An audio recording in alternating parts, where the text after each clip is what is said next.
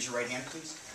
I, Kristin Ciganek, having been appointed to the office of Fire Lieutenant in the Milwaukee Fire Department, swear that I will support the Constitution of the United States of America and the Constitution of the State of Wisconsin, that I will obey and enforce all the laws of the United States, the State of Wisconsin, the ordinances of the City and County of Milwaukee, and the rules and regulations of the Milwaukee Fire Department, that I will obey all of the lawful orders of my superior officers and faithfully discharge the duties of said office to the best of my ability.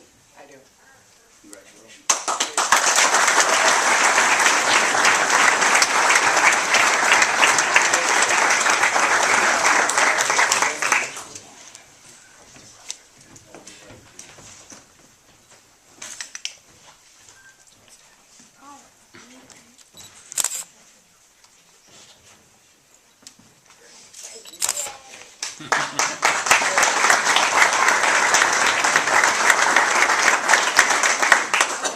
Yes, I wrote my speech out.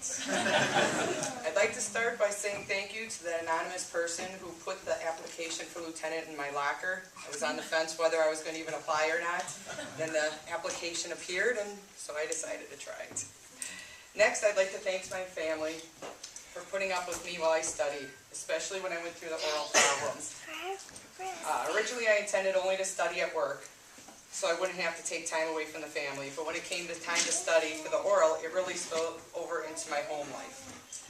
One example would be when I was studying, I would look outside, find a house, make a oral problem or a fire problem out of it. And I was sitting in the living room and looked at the house across the street and started talking out a fire problem. And my daughter, who's 4 now, but was 3 at the time, was sitting on my lap, and I'm going through my scenario, and she said, "Mom, does this story have a princess in it?" I said, "No."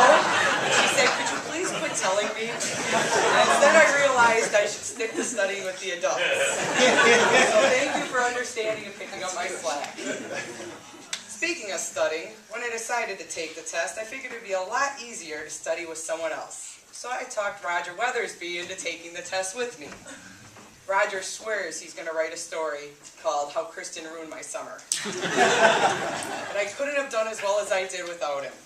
He encouraged me when I got frustrated about the amount of material that we had to learn, and he kept me on task when my mind would wander. It was a pleasure to study with you, and I thank you very much. I couldn't have done as well as I did without you. P.S. I did give you all my notes. Then there's the crew of Engine 4, Ladder 3, and Med 16, who picked up our slack so we could study for numerous hours every day.